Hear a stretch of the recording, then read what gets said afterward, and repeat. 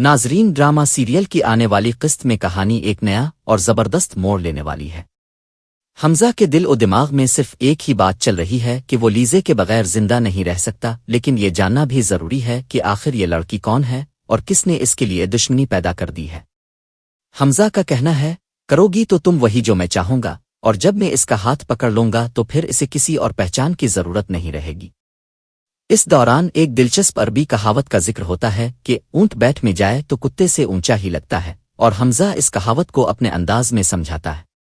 لیزے بھی واضح کر دیتی ہے کہ وہ شادی صرف حمزہ سے ہی کرے گی، چاہے ڈیٹ کچھ بھی ہو جائے۔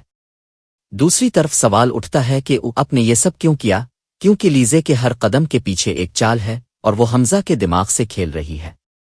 حمزہ نہ دونوں گوشت کھانے والوں پر اعتماد کرنا چاہتا ہے، نہ ہی اس کہاوت میں وہ اونٹ بننا چاہتا ہے۔ پھر ایک اور سوال جنم لیتا ہے، پیڑی اور کوے کی دوستی کیوں ہوتی ہے؟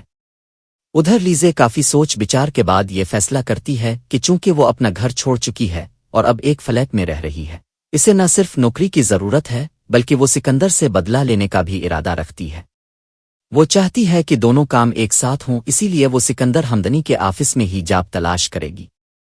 خوش قسمتی سے یہ موقع فوراً اس کے ہاتھ آ جائے گا، کیونکہ حمزہ اسے دیکھ کر حیران رہ جائے گا اور اسی وقت اسے نوکری پر رکھ لے گا۔ یہاں سے علیزے اپنی محنت سے سب کو متاثر کرے گی اور یہ محنت سب کی آنکھوں کے سامنے ہوگی۔ آہستہ آہستہ حمزہ اس کے قریب آنا شروع کر دے گا۔ شروع میں علیزے حمزہ کو کوئی اہمیت نہیں دے گی، لیکن جب وہ حمزہ کے اخلاق اور رویے کو دیکھے گی تو سوچنے پر مجبور ہو جائے گی کہ اسے حمزہ سے شادی کر لینی چاہیے۔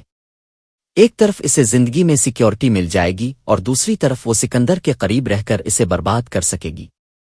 یہ فیصلہ کرنے کے بعد علیزے حمزہ کا ہاتھ تھامنے میں ایک لمحے کی بھی دیر نہیں لگائے گی، اور یہی لمحہ کہانی کو ایک نئے اور سنسنی خیز موڑ پر لے آئے گا۔